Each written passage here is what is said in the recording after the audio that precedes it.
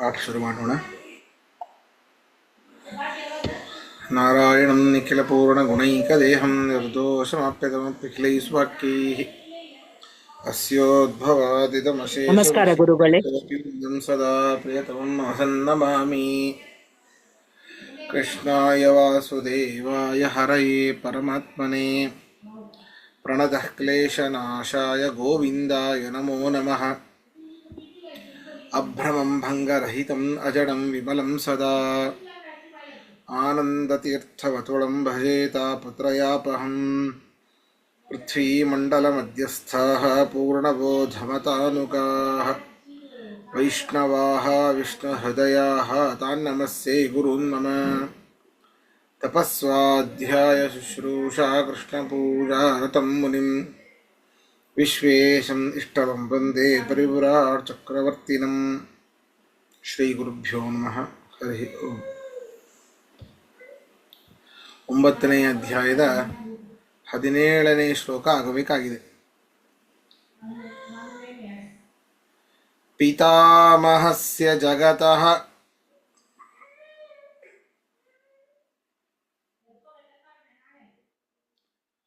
ಮಾತಾ ಧಾತಾ ಪಿತಾಮಹಃ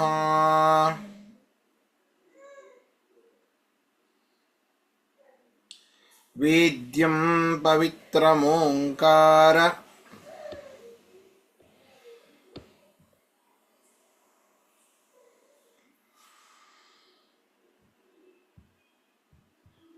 ಋಕ್ಸಾಮಯಜುರೇವ ಚ.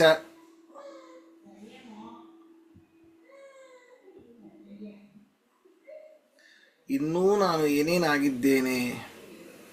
ಹೋಮ ಆಗಿದ್ದೇನೆ, ಹೋಮದಲ್ಲಿರುವಂತಹ ಕರ್ತೃ ಆಗಿದ್ದೇನೆ, ಆಜ್ಯ ಆಗಿದ್ದೇನೆ, ಮಂತ್ರ ಆಗಿದ್ದೇನೆ, ಔಷಧ ಆಗಿದ್ದೇನೆ, ಎಲ್ಲವೂ ಕೃಷ್ಣ ಪರಮಾತ್ಮ ಹೇಳ್ಕೊಂಡು ಬಂದ.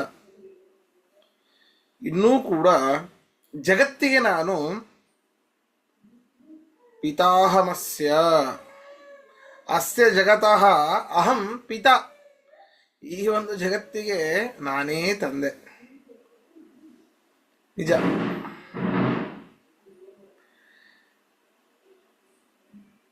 ನಾವು ನಮ್ಮ ಮಕ್ಕಳಿಗೆ ತಂದೆಯಾಗಬಹುದು,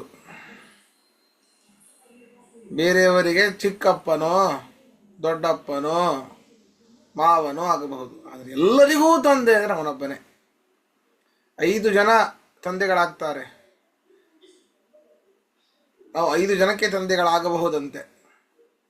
ಜನಿತಾ ಚ ಉಪನೇತಾ ಚ ಯಚ್ಛ ವಿದ್ಯಾ ಪ್ರಯಚ್ಛತಿ ಅನ್ನದಾತ ಭಯತ್ರಾತ ಪಂಚಯಿತೆ ಪಿತರ ಸ್ಮೃತ.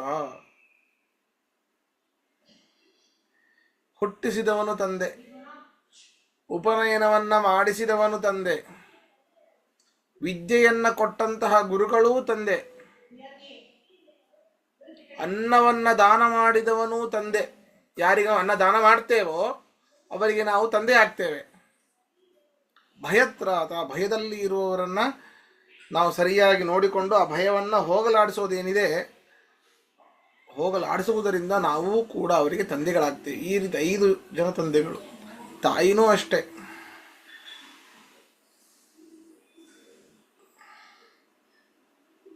ಗುರುಪತ್ನಿ, ರಾಜಪತ್ನಿ, ಜ್ಯೇಷ್ಠಪತ್ನಿ ತಥೈವ ಚ ಪತ್ನಿ ಮಾತಾ ಸ್ವಮಾತಾ ಚ ಪಂಚೈತೆ ಮಾತರ ಸ್ಮೃತ.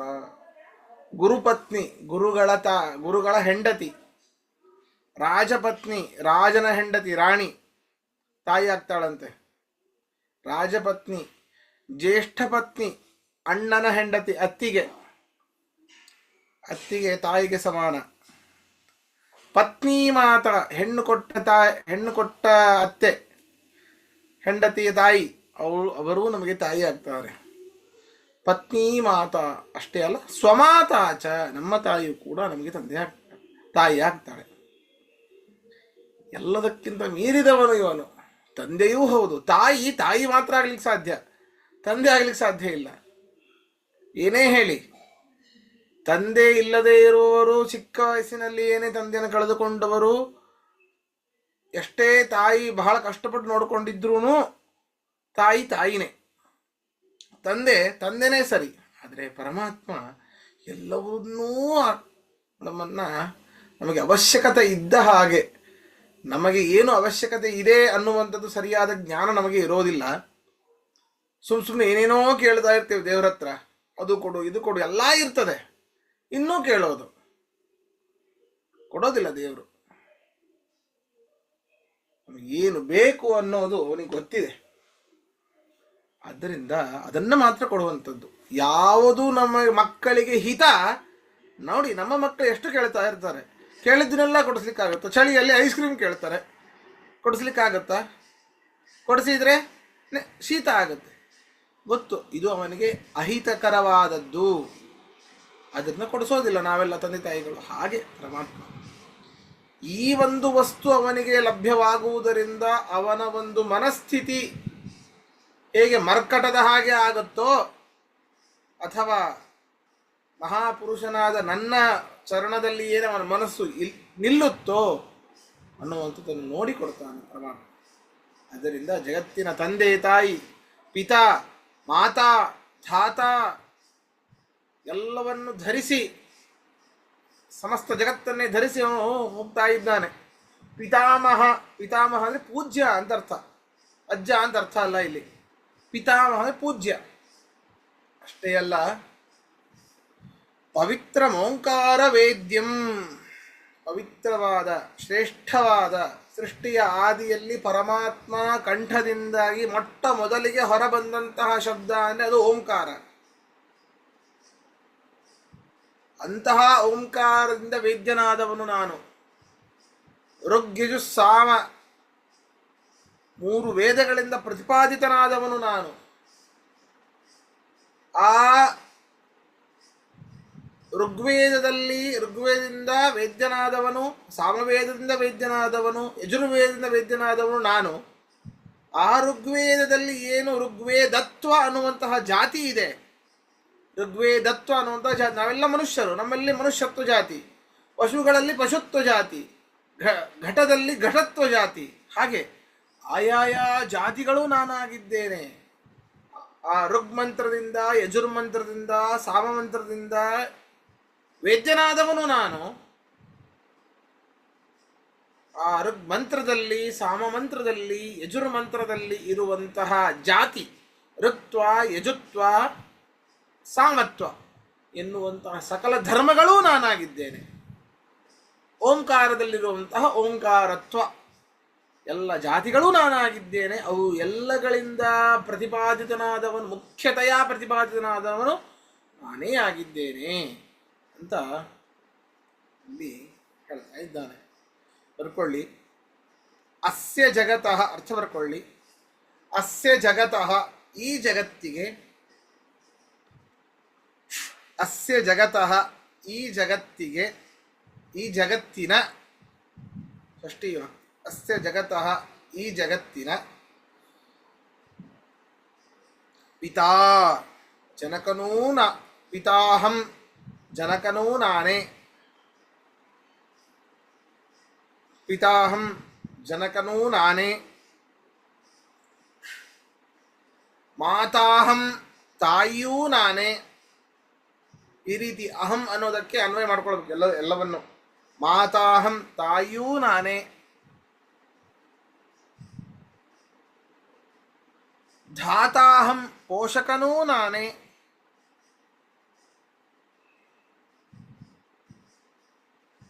ಧಾತಾಹಂ ಪೋಷಕನೂ ನಾನೇ,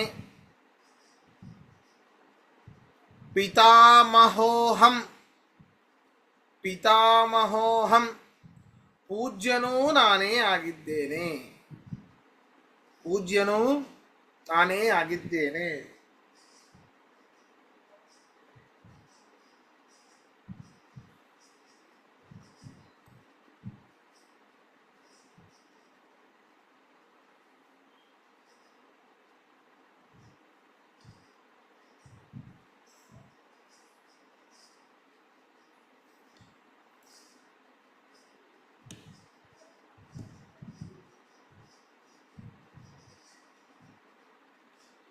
ಪವಿತ್ರ ಓಂಕಾರ, ಪವಿತ್ರವಾದ ಓಂಕಾರದಿಂದ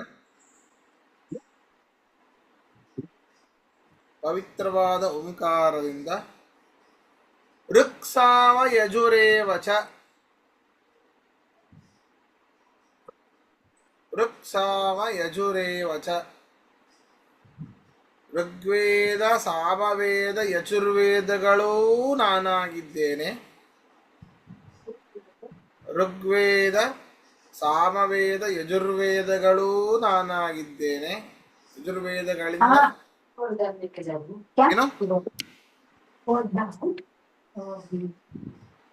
ಶೈಲಾ ಅವರೇ ಮ್ಯೂಟ್ ಮಾಡಿ. ಋಗ್ವೇದ ಯಜುರ್ವೇದ ಸಾಮವೇದಗಳಿಂದಲೂ ವೇದಗಳೂ ನಾನಾಗಿದ್ದೇನೆ. ತದ್ವೇದ್ಯಂ ಅವುಗಳಿಂದ ವೇದ್ಯನೂ ನಾನಾಗಿದ್ದೇನೆ. ಅವುಗಳಿಂದ ವೇದ್ಯನೂ ನಾನಾಗಿದ್ದೇನೆ. ತದ್ವೇದ್ಯಂ ಅವುಗಳಿಂದ ವೇದ್ಯನೂ ನಾನಾಗಿದ್ದೇನೆ.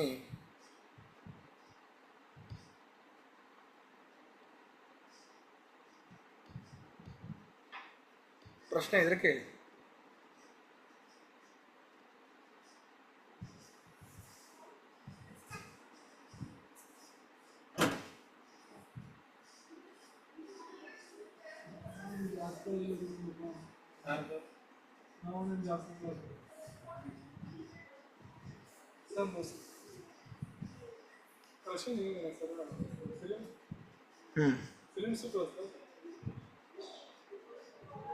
ಪ್ರಶ್ನೆ ಇದೆನಾ?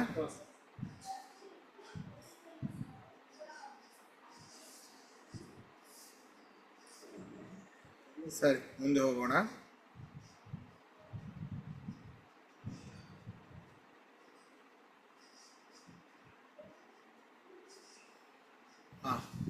ಗತಿರ್ಭರ್ತಾ ಪ್ರಭು ಸಾಕ್ಷಿ ನಿವಾಸ ಶರಣಂ ಸುಹೃತ್ ಪ್ರಭವ ಪ್ರಲಯಸ್ಥಾನಂ ನಿಧಾನಂ ಬೀಜಮವ್ಯಯಂ.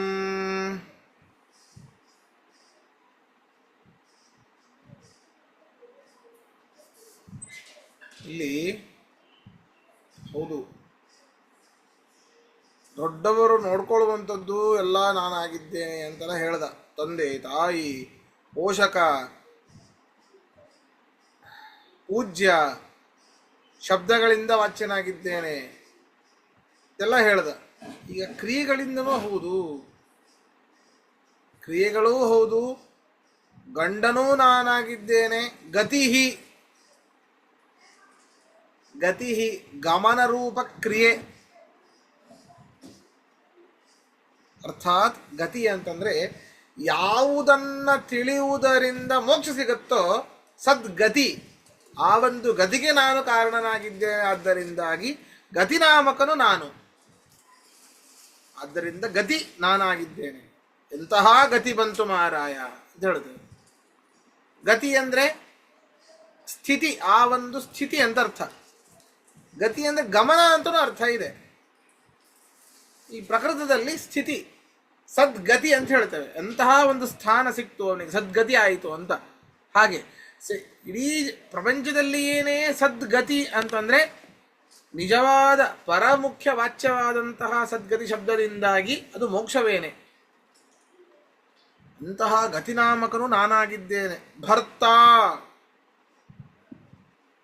ಗಂಡ, ಬಿಭರ್ತಿ ಇತಿ ಭರ್ತ, ಸಮಸ್ತ ಜಗತ್ತಿನ ದೊಡ್ಡ ಭಾರವನ್ನು ಹೊತ್ತಿದ್ದಾನೆ ಪರಮಾತ್ಮ. ಯಾವ ಭಾರ? ಈ ಚತುರ್ದಶ ಭುವನವನ್ನು ಹೊತ್ತಿದ್ರಿಂದ ಅದು ಯಾವುದು ಭಾರ ಅಲ್ಲ ಅವನಿಗೆ, ಸರಿನಾ? ಎಲ್ಲರವನ್ನ ನೋಡಿಕೊಳ್ಳುವಂತಹ ಭಾರ,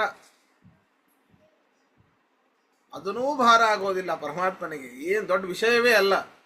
ಇಷ್ಟು ದೊಡ್ಡ ಬ್ರಹ್ಮಾಂಡ ದೃಷ್ಟಿ ಮಾಡಿದ್ದಾನೆ ಅಂತಂದ ಮೇಲೆ ಅದನ್ನ ನೋಡಿಕೊಳ್ಳುವಂಥದ್ದು ಏನು? ಭರ್ತ ಬಿಭರ್ತಿ, ಎಲ್ಲರ ಆಸೆಗಳನ್ನು ಪೂರ್ಣೆ ಮಾಡ್ತಾನೆ ಪರಮಾತ್ಮ. ಭರತಿ ಇತಿ ಭರ್ತ, ಎಲ್ಲರ ಆಸೆಗಳನ್ನು ಪೂರ್ಣೆ ಮಾಡ್ತಾನೆ. ಸಂಪೂರ್ಣ ಬಿಭರ್ತಿ ಭರತಿ, ಅದನ್ನು ತುಂಬಿಸ್ತಾನೆ, ನಮ್ಮ ನಮ್ಮ ಮನೋ ಅಭಿಲಾಷೆಗಳನ್ನು ತುಂಬಿಸ್ತಾನೆ ಪರಮಾತ್ಮ. ಭರ್ತ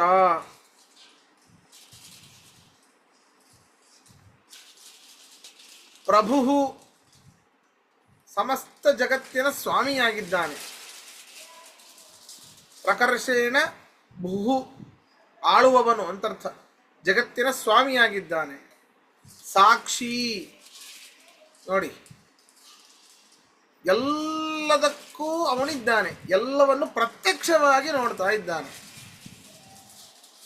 ಭೂತ ಭವಿಷ್ಯದ್ ವರ್ತಮಾನಗಳ ಸಕಲ ಕಾಲದಲ್ಲಿ ನಡೆದಂತಹ ಕ್ರಿಯೆಗಳನ್ನು ಭೂತದ ಜ್ಞಾನ ಇದೆ, ಭವಿಷ್ಯದ ಜ್ಞಾನ ಇದೆ, ವರ್ತಮಾನ ಕಣ್ಣಿಂದ ನೋಡ್ತಾ ಇದ್ದಾನೆ ಪರಮಾತ್ಮ. ಎಲ್ಲದಕ್ಕೂ ಕೂಡ ಸಾಕ್ಷಿಯಾಗಿದ್ದಾನೆ. ಯಾಕೆ? ಅನಾದಿಯಾಗಿದ್ದಾನೆ ಪರಮಾತ್ಮ. ಸಾಕ್ಷಿ ನಿವಾಸ, ಜಗತ್ತಿಗೆ ಆಶ್ರಯನಾಗಿದ್ದಾನೆ. ನಿಶೇಷೇಣ ವಾಸ, ಜಗತ್ತಿಗೆ ಆಶ್ರಯನಾಗಿದ್ದಾನೆ. ಶರಣ, ಅವನಿಗೆ ಶರಣಾಗತರಾದವರನ್ನ ಒರಿತಾನೆ, ಅರ್ಥಾತ್ ಅವರಿಗೆ ಸದ್ಗತಿಯನ್ನು ಕೊಡ್ತಾನೆ. ಶರಣ. ಸುಹೃತ್, ಯಾವ ಒಂದು ಅಪೇಕ್ಷೆ ಇಲ್ಲದೇನೆ ಮತ್ತೊಬ್ಬರಿಗೆ ಸಹಾಯ ಮಾಡ್ತಾನೆ. ಯಾವ ಒಂದು ಅಪೇಕ್ಷೆ ಇಲ್ಲ. ನಾವೇನೋ ಅವನಿಗೆ ಕೇಳ್ತೇವೆ, ಅವನ್ಯಾಕೆ ನಮ್ಗೆ ಸಹಾಯ ಮಾಡಬೇಕು? ಆದರೂ ನಾವು ಅವನಿಗೆ ಕೊಡೋದು ಏನಾಗಬೇಕಾದೀತು ಹೇಳಿ?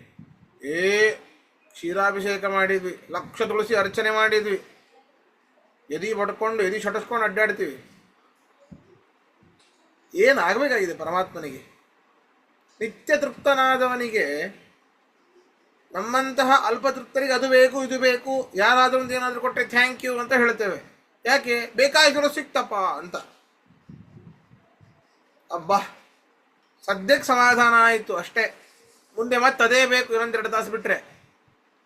ಪರಮಾತ್ಮ ಹಾಗಲ್ಲ, ನಿತ್ಯ ತೃಪ್ತ, ಯಾವುದೂ ಏನೂ ಬೇಕಾಗಿಲ್ಲ, ಯಾರಿಂದಲೂ ಅವನಿಗೆ ಅಪೇಕ್ಷೆ ಇಲ್ಲ. ಆದರೂ ನಿರಪೇಕ್ಷನಾಗಿ ಮತ್ತೊಬ್ಬರಿಗೆ ಸಹಾಯ ಮಾಡ್ತಾನೆ. ಆದ್ದರಿಂದ ಸುಹೃತ್, ಗೆಳೆಯನಾಗಿದ್ದೇನೆ. ಪ್ರಭವ, ಈ ಒಂದು ಜಗತ್ತಿಗೆ ಕಾರಣನಾಗಿದ್ದೆ, ನನ್ನಿಂದ ಹುಟ್ಟಿದೆ. ಪ್ರಳಯ, ಈ ಜಗತ್ತು ನನ್ನಿಂದಲೇ ಪ್ರಳಯವಾಗತ್ತೆ. ಈ ಜಗತ್ತು ನನ್ನಿಂದಲೇ ಪ್ರಳಯವಾಗೋದು. ಪ್ರಳಯೋಹಂ. ಸ್ಥಾನಂ, ನಾನೇ ಎಲ್ಲದಕ್ಕೂ ಆಧಾರನಿದ್ದೇನೆ. ಸೃಷ್ಟಿ ಸ್ಥಿತಿ ಲಯ, ಸೃಷ್ಟಿಯನ್ನು ಹೇಳಾಯಿತು ಪ್ರಭವ, ಲಯವನ್ನು ಹೇಳಾಯಿತು ಸ್ಥಿತಿಯನ್ನು, ಅವೆರಡರ ಮಧ್ಯಭಾಗವನ್ನು ಹೇಳ್ತಾ ಇದ್ದಾರೆ. ಸ್ಥಾನಂ, ಎಲ್ಲ ಮಾಡಿದಂತಹ ಸೃಷ್ಟಿಯನ್ನು ಸರಿಯಾಗಿ ನಾನು ಪೋಷಿಸ್ತೇನೆ.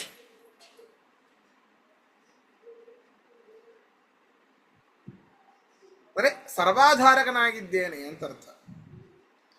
ನಿಧಾನಂ, ವಿಧಾನ ಅಂತಂದರೆ ನಿತರಾಂ ಧಾರಕತ್ವ, ಅದು ಯಾವ ಒಂದು ಕೊರತೆ ಉಂಟಾಗದೇನೆ ಎಲ್ಲರನ್ನೂ ಸರಿಯಾಗಿ ನೋಡ್ಕೊಳ್ತಾನೆ ಪರಮಾತ್ಮ. ಅದಕ್ಕೆ ನಿಧಾನ ಊಟ ಮಾಡಿ ಅಂದ್ರೆ ಅರ್ಥ ಏನು? ಏನೇನು ಐಟಮ್ಸ್ ಇದೆ ಅನ್ನೋ ಸರಿಯಾಗಿ ನೋಡ್ಕೊಂಡು ಊಟ ಮಾಡಿ ಅಂತ ಅರ್ಥ. ಕೆಲವರು ಊಟ ಕೈ ತೊಳ್ಕೊಳ್ಳೋ ಪುರುಸುತ್ತಿಲ್ಲ, ಏನೇನು ಐಟಮ್ ಮಾಡಿದ್ರು ಅನ್ನೋದೇ ಗೊತ್ತಾಗೋದಿಲ್ಲ, ಗಬ ಗಬ ಗಬ ತಿಂದು ಮುಗಿಸ್ಬಿಟ್ಟಿರ್ತಾರೆ. ಮನೆಯಲ್ಲಿ ಆಚಾರಕ್ಕೆ ಕರೆದಿರ್ತೇವೆ, ಮನೆಯವರು ತುಂಬ ಸ್ಪೀಡಾಗಿ ತಿಂತಿರ್ತಾರೆ, ಆಚಾರ ಪಾಪ ನಿಧಾನವಾಗಿ ತಿಂತಿರ್ತಾರೆ. ಅವರಿಗೆ ನಾ ಸಾರು ಬಡಿಸಿರಲ್ಲ, ಇವರಿಗೆ ಹೋಳಿಗೆ ಬಡಿಸ್ಬೇಕು. ಇವರಿಗೆ ಮನೆಯವರಿಗೆ ಹೆಂಡತಿ ಬೈತಾ ಇರ್ತಾರೆ, ಸ್ವಲ್ಪ ನಿಧಾನ ತಿನ್ರಿ ಅಂತ. ಇವ್ರು ಕೊನೆಗೆ ಮಜ್ಜಿಗೆಯನ್ನು ಕುಳಿತು ಬಿಟ್ಟಿರ್ತಾರೆ. ಅವಾಗಲೇ ಎಷ್ಟೋ ಸರ್ತಿ ಆಗಿರಬೇಕು, ಹೌದಾ? ನಿಧಾನ ಊಟ ಮಾಡಿದ ಅರ್ಥ ಏನು? ಎಲ್ಲ ಪದಾರ್ಥಗಳನ್ನ ಸರಿಯಾಗಿ ನೋಡಿ ಆ ಎಲ್ಲ ಪದಾರ್ಥಗಳ ರುಚಿಯನ್ನ ಸವಿಯಿರಿ, ನಿಧಾನವಾಗಿ ಮಾಡಿ ಅಂತ. ಪರಮಾತ್ಮ ನಿಧಾನ ಯಾಕೆ ಅಂತಂದರೆ ಎಲ್ಲವನ್ನೂ ಕೂಡ ಸರಿಯಾಗಿ ಪೋಷಿಸ್ತಾನೆ. ಎಲ್ಲರನ್ನೂ ಕೂಡ ಯಾವುದೇ ಒಂದು ಕೊರತೆ ಉಂಟಾಗದಂತೆ ಚೆನ್ನಾಗಿ ಪೋಷಿಸ್ತಾನೆ. ಆದ್ದರಿಂದಾಗಿ ನಿತರಾಂ ಧಾರಕತ್ವಾತ್ ನಿಧಾನಂ, ನಿಧಾನ. ಅವ್ಯಯಂ ಬೀಜಂ, ಅವ್ಯಯಂ ಬೀಜಂ, ಎಲ್ಲದಕ್ಕೂ ನಾನೇ ಕಾರಣನಾಗಿದ್ದೇನೆ. ಏನಿದು ಬೀಜ ಅಂತಂದ್ರೆ, ಈಗ ಮಾವಿನ ಹಣ್ಣಿನ ಬೀಜ ತಗೊಂಡು ಮಣ್ಣಲ್ಲಿ ಹಾಕ್ತೇವೆ. ಸ್ವಲ್ಪ ದಿನ ಆದರೆ ಮೇಲಿನ ಚಿಪ್ಪು ತೆಗೆದು ಒಳಗಿನ ಒಂದು ಎಸಳಿನ ಒಂದು ಸಣ್ಣ ಗಿಡ ಬರ್ತದೆ. ಅದರಲ್ಲಿ ವಿಕಾರ ಉಂಟು. ಹಾಗೆ ಇವನಲ್ಲಿ ವಿಕಾರ ಇಲ್ಲ. ಯಾಕೆ? ಅವ್ಯಯ, ಯಾವ ರೀತಿ ನಾಶ ಇಲ್ಲ ಅವನಿಗೆ. ಅವ್ಯಯಂ ಬೀಜಂ, ಯಾವ ರೀತಿ ನಾಶ ಇಲ್ಲದೇ ಇರುವಂತಹ ಬೀಜ. ಯಾವುದಕ್ಕೆ? ಬೀಜ ಅಂದರೆ ಕಾರಣ ಅಂತ ಅರ್ಥ. ಹೇತುರ್ನ ಕಾರಣಂ ಬೀಜಂ, ಹೇತು ಅಂದ್ರೂ ಒಂದೇ, ಕಾರಣ ಅಂತಂದ್ರೂ ಒಂದೇ, ಬೀಜ ಅಂತಂದ್ರೂ ಒಂದೇ ಅರ್ಥ. ಅದರಿಂದ ಬೀಜ ಅಂದರೆ ಕಾರಣ. ಯಾವುದಕ್ಕೆ? ಮೂರಕ್ಕೂ ಕಾರಣ. ಸೃಷ್ಟಿ ಸ್ಥಿತಿ ಲಯ ಇನ್ನೂ ಇದೆ 8. ಆದ್ದರಿಂದ ಸಕಲಕ್ಕೂ ನಾನೇ ಕಾರಣನಾಗಿದ್ದೇನೆ. ಆದರೆ ನನಗೆ ಯಾವುದೇ ರೀತಿಯಾದಂಥ ವಿಕಾರ ಇಲ್ಲ. ಅವ್ಯಯಂ ಬೀಜಂ, ಗತಿ ನಾನಾಗಿದ್ದೇನೆ, ಭರ್ತೃ ನಾನಾಗಿದ್ದೇನೆ, ಪ್ರಭು, ಸಾಕ್ಷಿ, ನಿವಾಸ, ಶರಣ, ಸೃಹತ್, ಪ್ರಭವ, ಪ್ರಳಯ, ಸ್ಥಾನ ಅಂದರೆ ಸ್ಥಿತಿ, ನಿಧಾನ, ಅವ್ಯಯನಾದ ಬೀಜವೂ ನಾನಾಗಿದ್ದೇನೆ ಅಂತ ಇಲ್ಲಿ ಹೇಳ್ತಾ ಇದ್ದಾರೆ. ಅರ್ಥ ಬರ್ಕೊಳ್ಳಿ.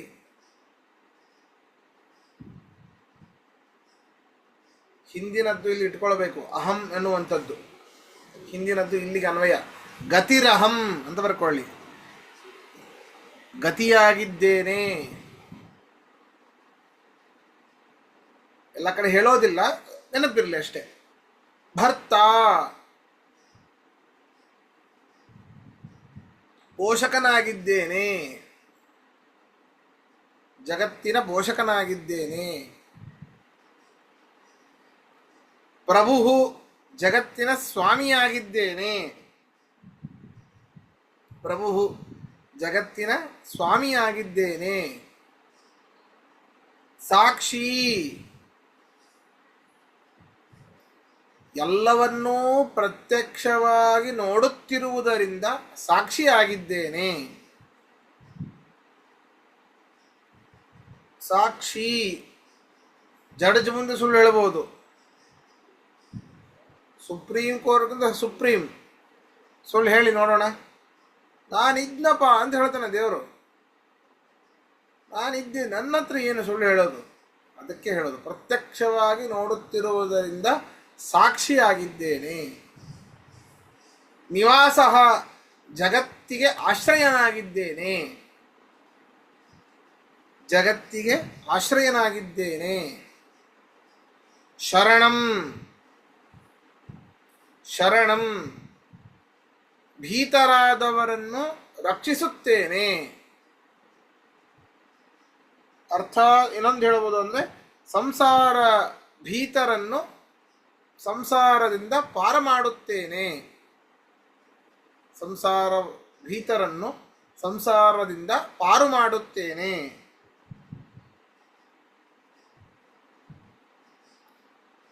ಸುಹೃತ್, ಸುಹೃತ್, ಫಲ, ಯಾವುದೇ ಫಲಾಪೇಕ್ಷೆ ಇಲ್ಲದೆ ಉಪಕಾರ ಮಾಡುತ್ತೇನೆ. ಯಾವುದೇ ಫಲಾಪೇಕ್ಷೆ ಇಲ್ಲದೆ ಉಪಕಾರ ಮಾಡುತ್ತೇನೆ.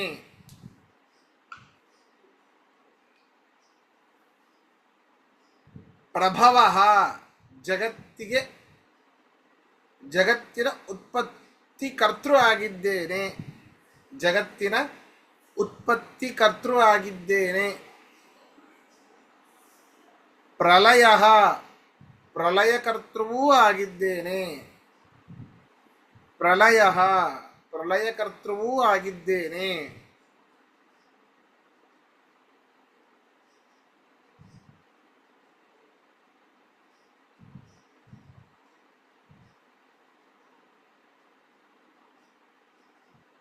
ಸ್ಥಾನಂ,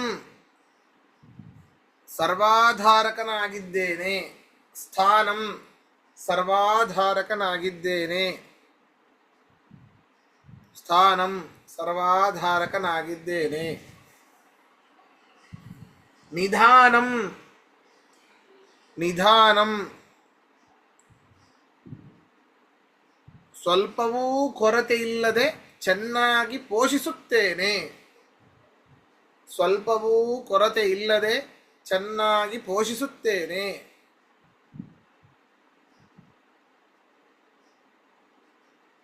ಇದು ಎಷ್ಟು ಸುಳ್ಳಾಚಾರ್ಯ, ಎಷ್ಟು ತೊಂದರೆ ಇದೆ ನಮಗೆ ಅಂತ ಮನಸ್ಸಲ್ಲಿ ಹೇಳ್ಕೊತಿರ್ಬೋದು. ಆದರೆ ಎಷ್ಟು ಪೋಷಣೆ ಮಾಡಿದ್ದಾನೆ ಅನ್ನೋದು ನಮ್ಗೆ ಗೊತ್ತಿಲ್ಲ. ನಮ್ಮ ಬರೀ ಈ ಜನ್ಮದ್ದೋ ಒಂದು 10 ವರ್ಷದ್ದೋ 15 ವರ್ಷದ್ದು ಅಷ್ಟೇ ಗೊತ್ತು. ಹಿಂದಿನ ಜನ್ಮದ್ದೆಲ್ಲ ಯಾರಿಗೆ ಗೊತ್ತು ಹೇಳಿ? ಮುಂದಿನ ಜನ್ಮದಲ್ಲಿ ಇನ್ನೇನೇನಾಗಬಹುದು ವಿಚಾರ ಮಾಡಿ. ಹಿಂದಿನ ಜನ್ಮದಲ್ಲಿ ಏನೇನು ಆಗಿದ್ವಿ ಅನ್ನೋದು ವಿಚಾರ ಮಾಡಿ. ಈಗ ಮನುಷ್ಯ ಜನ್ಮ ಬಂದಿದೆ ಅಂದರೆ ಅದು ಅವನ ಅನುಗ್ರಹದಿಂದ. ಸರಿಯಾಗಿ ಪೋಷಿಸಿದ್ದಾನೆ. ಮೊಟ್ಟ ಮೊದಲಿಗೆ ಸರಿಯಾಗಿ ಬುದ್ಧಿ ಕೊಟ್ಟು ಈಗೂ ಕೂಡ ಪೋಷಿಸ್ತಾ ಇದ್ದಾನೆ. 7 ಗಂಟೆಗೆ ಪಾಠಕ್ಕೆ ಬರಬೇಕು ಅಂತೇಳಿ ಸದ್ಬುದ್ಧಿ ಕೊಟ್ಟು ಪೋಷಣೆ ಮಾಡ್ತಾ ಇದ್ದಾನೆ ವಿಶೇಷವಾಗಿ. ಇನ್ನೇನು ಬೇಕು? ಅದರಿಂದಾಗಿ ನಿಧಾನ ಸ್ವಲ್ಪವೂ ನೋಡಿ, ಈ ಒಂದು ಸಮಯದಲ್ಲಿ ಯಾರಿಗೂ ಕೂಡ ಏನೂ ಕೊರತೆ ಆಗ್ತಾ ಇಲ್ಲ. ಎಲ್ಲರೂ ಅಟೆಂಡ್ ಆಗ್ತಾ ಇದ್ದೀರಿ. ಸ್ವಲ್ಪವೂ ಕೊರತೆ ಇಲ್ಲದೇನೆ ಚೆನ್ನಾಗಿ ಪೋಷಿಸುತ್ತೇನೆ.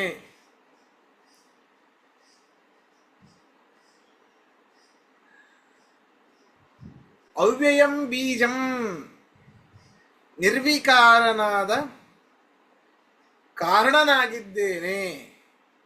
ನಿರ್ವಿಕಾರನಾದ ಜಗತ್ತಿಗೆ ಕಾರಣನಾಗಿದ್ದೇನೆ.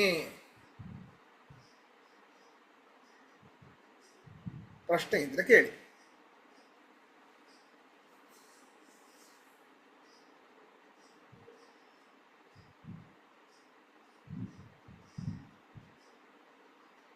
ಶರಣಂ ಏನು ಹೇಳಿದ್ರಿ ಸಂಸ್ಕೃತ? ಶರಣಂ ಭೀತರಾದವರನ್ನು ರಕ್ಷಿಸುತ್ತೇನೆ. ಭೀತರಾದವರನ್ನು ರಕ್ಷಿಸುತ್ತೇನೆ.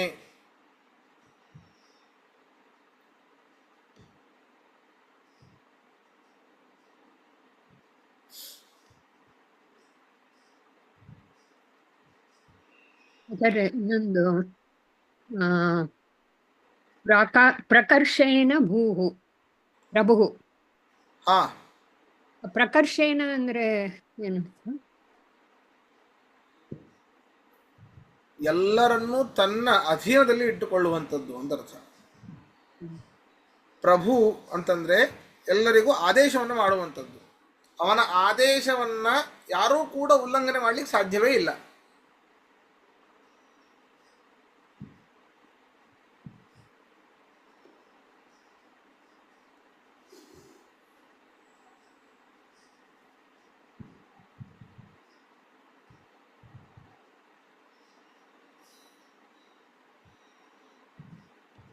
ಸರಿ, ಹಾಗಾದರೆ ಇವತ್ತಿನ ಪಾಠ ಇಲ್ಲಿ ಮುಗಿಸೋಣ. ಇನ್ನು ಟೈಮ್ ಇದೆ, ಇಲ್ಲ ಮಾಡೋಣ. ಸರಿ ಸರಿ, ಸಮಯ ಇದೆ, ಮಾಡೋಣ. ಸರಿ, ಮುಂದೆ ನೋಡೋಣ. ತಪಾಮ್ಯಹಮಹಂ ವರ್ಷಂ ನಿಗೃಹ್ಣಾಮುತ್ಸೃಜಾಮಿ ಚ ಅಮೃತಂ ಚೈವ ಮೃತ್ಯುಶ್ಚ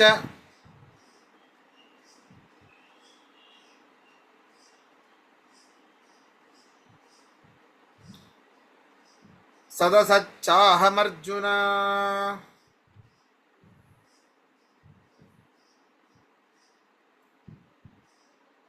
ಹೇ ಅರ್ಜುನ, ನಾನು ಈ ಸೂರ್ಯನಲ್ಲಿ ಇದ್ದುಕೊಂಡು ನಾನು ತಾಪವನ್ನು ಉಂಟು ಮಾಡುತ್ತೇನೆ. ಅಹಂ ತಪಾಮಿ. ಎಲ್ಲಿ? ಸೂರ್ಯನಲ್ಲಿ ಇದ್ದುಕೊಂಡು. ಜಗತ್ತಿಗೆ ನಾನು ತಾಪವನ್ನು ಉಂಟು ಮಾಡುತ್ತೇನೆ. ಹೌದು, ಬಿಸಿಲನ್ನು ಕೊಡುವುದರ ಮೂಲಕ ಜಗತ್ತಿನಲ್ಲಿರುವಂತಹ ನಾನೇ ಸರ್ವೋತ್ತಮ ಅಂತ ಯಾರು ತಿಳಿಯೋದಿಲ್ಲವೋ, ನಮ್ಮ ಎಲ್ಲ ಮಾನವರು ನನ್ನ ಸಮಾನರು ಅಂತ ಯಾರು ತಿಳಿದಾರೋ, ನನ್ನಲ್ಲಿ ಯಾವ ಗುಣಗಳೂ ಇಲ್ಲ, ನಿರ್ವಿಕಾರ, ನಿರ್ಗುಣ, ನಿಷ್ಕ್ರಿಯ ಅಂತ ಯಾರು ತಿಳಿತಾರೋ ಅವರಿಗೆ ಬರೀ ತಾಪ ಅಲ್ಲ, ಸಂತಾಪವನ್ನ ಉಂಟು ಮಾಡುತ್ತೇನೆ. ಆದ್ದರಿಂದಾಗಿ ಅಹಂ ತಪಾಮಿ, ಅವರಿಗೆ ಬಹಳ ಬಹಳ ತಾಪವನ್ನು ಕೊಡುತ್ತೇನೆ. ವರ್ಷಂ ಉತ್ಸೃಜಾಮಿ, ಮಳೆಯನ್ನ ಸುರಿಸ್ತೇನೆ ಮೇಘದಲ್ಲಿ ಇದ್ದುಕೊಂಡು. ವರ್ಷಂ ಉತ್ಸೃಜಾಮಿ, ಮಳೆಯನ್ನ ಸುರಿಸ್ತೇನೆ.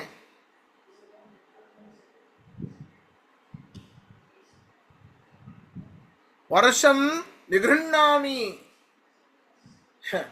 ಎಲ್ಲಿ ಮಳೆ ಸುರಿಬೇಕು ಅಲ್ಲಿ ಮಾತ್ರ ಮಳೆ ಸುರಿಸ್ತೇನೆ, ಎಲ್ಲಿ ಮಳೆ ಸುರಿಬಾರ್ದೋ ಅಲ್ಲಿ ಮಳೆಯನ್ನ ಸುರಿಸೋದೇ ಇಲ್ಲ.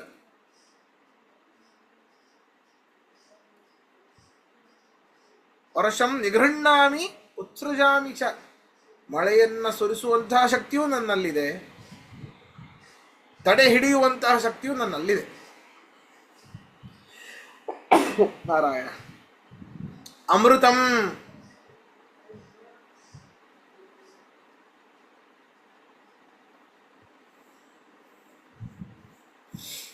ಎಲ್ಲ ಇಂದ್ರಿಯಗಳಲ್ಲಿ ಇದ್ದುಕೊಂಡು ಅವುಗಳಿಗೆ ಸರಿಯಾದ ಸಮಯಕ್ಕೆ ಮರಣವನ್ನು ತಲುಪುವ ಹಾಗೆ ಮಾಡ್ತೇನೆ ನಾನು. ಮಧ್ಯದಲ್ಲಿ ಆಯಾಯ ಜೀವಿಗಳ ಕರ್ಮಕ್ಕೆ ಅನುಗುಣವಾಗಿ ಅವರವರ ದೇಹೇಂದ್ರಿಯದಲ್ಲಿ ಇದ್ದುಕೊಂಡು ಅವರಿಗೆ ಮರಣ ಬರದೇ ಇರುವ ಹಾಗೆ ನಾನು ತಡಿತೇನೆ. ಆದ್ದರಿಂದಾಗಿ ನಾನು ಅಮೃತನಾಗಿದ್ದೇನೆ. ಮೃತ ಅಂದರೆ ಸಾಯುವಂಥದ್ದು, ಅಮೃತ ಮರಣವನ್ನು ತಡೆ ಹಿಡಿಯುವಂಥದ್ದು.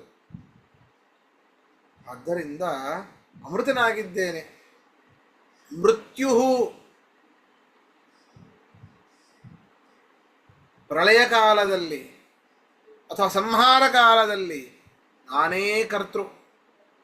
ಎಲ್ಲರಿಗೂ ಮೃತ್ಯು. ಅವತ್ತು ಪ್ರಳಯದ ದಿನ ಅಂತ ಬಂತು ಅಂತಾದರೆ ಎಲ್ಲರೂ ಮೃತ್ಯು, ಎಲ್ಲರಿಗೂ ಮರಣ ಬರುತ್ತೆ. ಆದ್ದರಿಂದಾಗಿ ಮೃತ್ಯುವೂ ಆಗಿದ್ದೇನೆ. ವಿಚಾರ ಮಾಡಿ, ಯಾವುದಾದ್ರೂ ಒಂದು ಆಗಬಹುದು.